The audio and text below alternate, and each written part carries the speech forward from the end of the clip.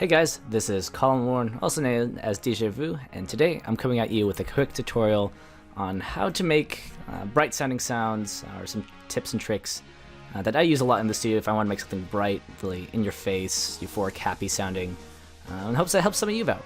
So the first trick I use a lot is to use wavetables that are harmonically rich sounding to begin with. And what that means is that these wavetables will include what are called the overtones for a given sound.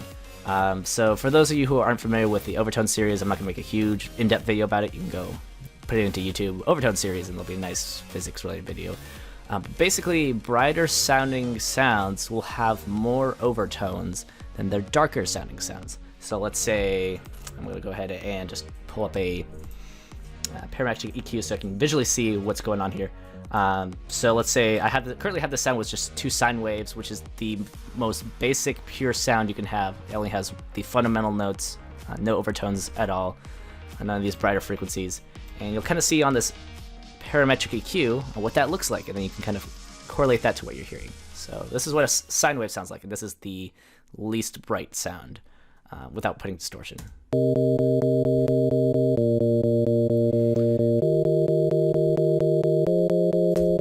So that's what that looks like. If you want something to sound bright, you'll notice there'll be more action up at the higher ends of the frequencies, as higher, brighter sounds will have more higher frequency content.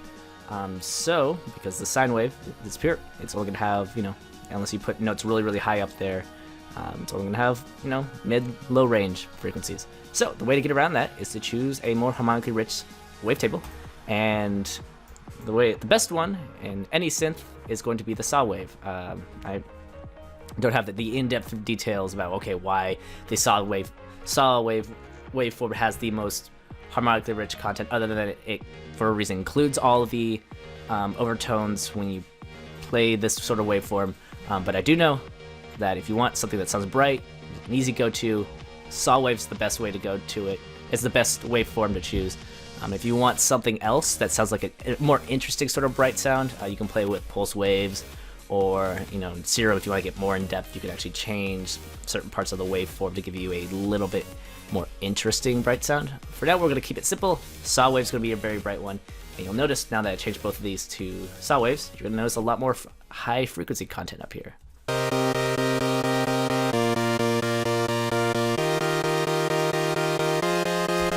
So that's the first tip. Choose brighter waveforms to begin with. Some common ones are saws. Certain pulse waves are also really good for that. Just kind of play around, experiment with different waveforms, and to see which ones. Because if you start out with a really bright sounding waveform to begin with, it's going to make it much easier to make a bright sound. So that's my first tip. So my second tip is to actually start messing around with some white noise. So this is kind of the easy cheating way, no matter what sound you use, that if you want to make a sound a little bit brighter, you can add more harmonic content to the higher frequencies, as it's the higher frequencies that makes a sound brighter. So if we go ahead to this little, in our primer, we have a little noise knob here that we can turn up, and it literally just introduces white noise, and you'll notice when I turn it up a bit and I start playing, the sound will sound brighter, and that's because we're introducing even more higher frequency harmonic content into here. So we'll just go ahead and play with that, and I'll adjust the knob so you guys can hear the difference. So no noise.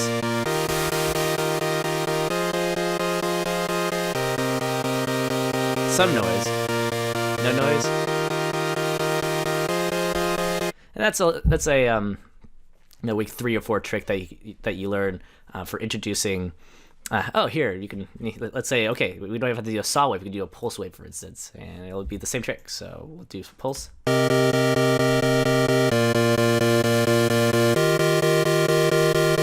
Boom, we have a really bright sounding pulse wave. So that's another way to make your sound brighter, and just a lot more in your face. Just add white noise. In this case, Primer has a really nice noise knob, and I know Serum also has something similar. I think pretty much all the major plugins will do. So add some white noise. That's another great way to make your sound brighter.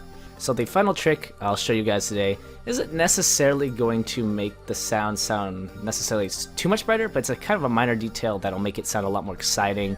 And to most listeners, this is And a lot of people who are familiar with like trance or like audience tracks, this trick is what they use a lot to kind of make the sound wider, a lot fuller, a lot more brighter.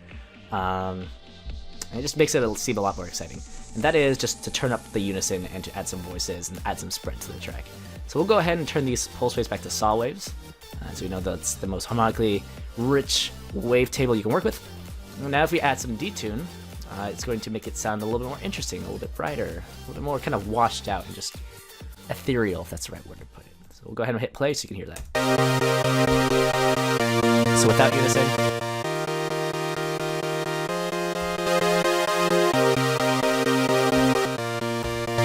we can add some spread to make it wider. Add some white noise.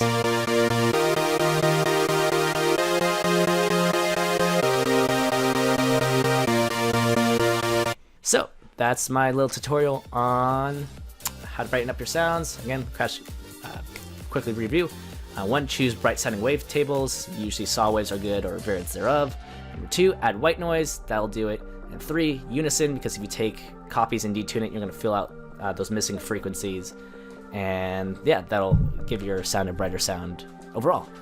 So hopefully this has been helpful. If you like these tutorials, be sure to hit like and subscribe. If you, like this plugin, you can go ahead and click the link down below if you want to help me pay for college or whatever. Click the affiliate link if you go ahead and consider it, or not. You can just Google it if you'd like. But yeah, hopefully this has been helpful. Thank you very much for watching, and look forward to catching you guys in another video.